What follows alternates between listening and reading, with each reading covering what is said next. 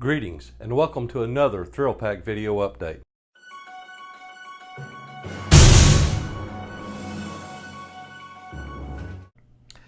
Hello fellow PCFR members, I'm stepping in for Chief Parnell today. He's got a bit of a cold, having some trouble talking, so I'm filling in. First up, I got a couple of things to talk about. The bid process, the PCFR file share, and the pulse point AED. So take a few minutes and watch this. Hello again. It's the beginning of the month of December, and per the contracts, both of them, I want to remind you that the bid process is open. Now, this mainly affects those people that are covered by either one of the collective bargaining agreements. We've got a lot of new people who maybe their first time bidding, so we put together a short little video on how to place a bid on the Polk Hub. To place a bid on the Polk Hub, obviously the first thing you need to do is log into the Polk Hub. At this address, polk-county.net. From the My Apps area, you want to select Fire Apps. Now, if you don't have this widget already, you can go over here to the right where it says Edit, and from this page you can add or remove whatever widgets you want in your My Apps area. So when you select My Apps, it'll ask you to log in because they really only want people in fire rescue using this. You log in. Now I have a few more options that you will have, but down at the bottom you should be looking for IAFF union bids or IAEP, depending on which collective bargaining unit you're currently covered by. We'll use IAFF for this. As you can see, we recently added this feature where you can click this link and see the seniority list if that's of interest to you. A lot of people it is. So that's a quick way to get to that. But what you're looking for is this submit bid. So you click that, and it'll ask you, the first thing is what assignment you want. So select the unit that you're looking for. I'll select engine 28 for this one. Select what shift. As you can see, you have several options. Let's say I want to go there. I'm desperate. I'll go on any shift.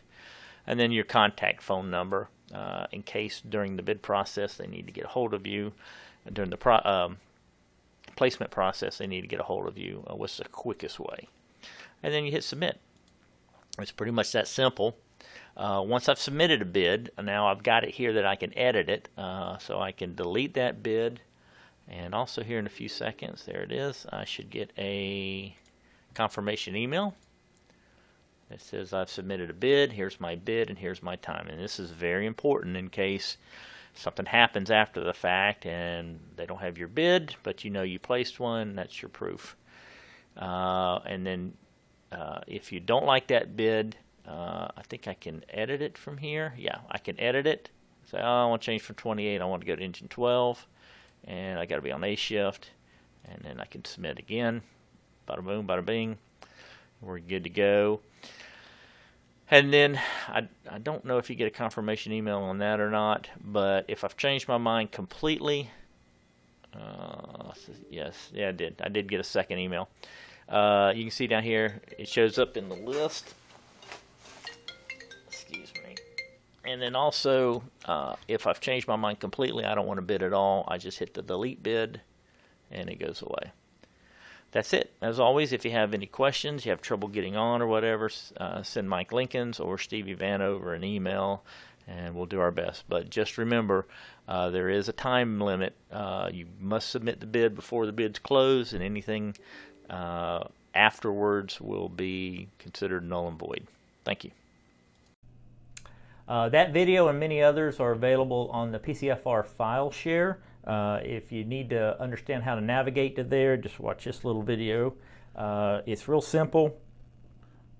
You just select the P drive, and from there you want to go to PCFR file share, and then from there select training,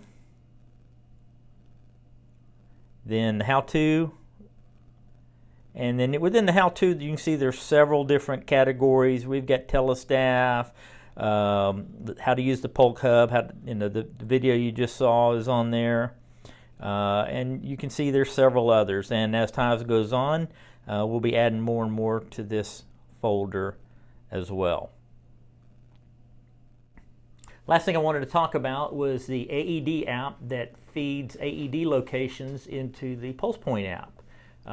Everyone's got, not everyone, every unit should have a iPhone now, and on there is this yellow AED app on there. When you open it up and you get logged in, it allows us to suggest locations for AEDs. In other words, you're out and about, you see an AED on the wall, you can check the app. If it's not there, there's a way for you to add one.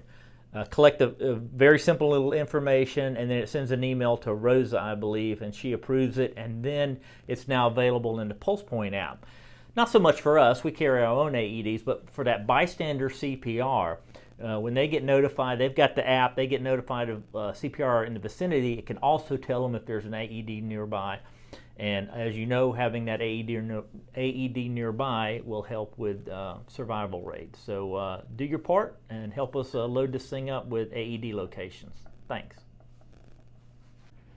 Well, that's it for this go around. As always, we encourage you to send us comments and suggestions and questions that you'd like to see covered in these video updates. Any new faces you'd love to see, please encourage us, and we'll do our best to twist their arm. And if you'd like to star in one of these, just let us know. Thanks, and be safe.